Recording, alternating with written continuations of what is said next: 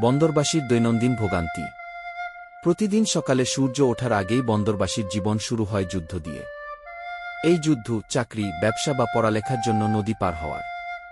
কিন্তু সমস্যা একটাই, একটা ব্রিজ নেই। প্রতিদিনই তাই বাধ্য হয়ে চাঁদা দিয়ে, ঝুঁকি নিয়ে ছোট নৌকায় করে পার হতে হয় শীতলক্ষ্যা। বৃষ্টির দিন হোক, ঝড় হোক কিংবা রোদ, এই পারাপার থেমে থাকে না।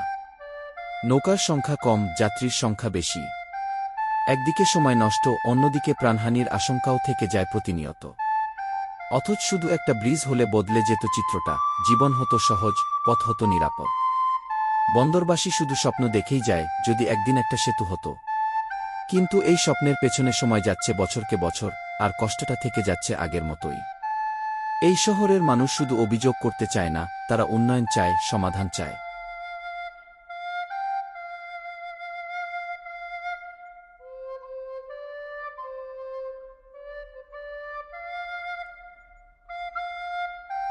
আর আজ, এই কষ্টের মাঝেই নদীর পাড়ে দাঁড়িয়ে দেখা যায় কৃষ্ণচূড়ার সৌন্দর্যে ভরে উঠেছে বন্দরঘাট।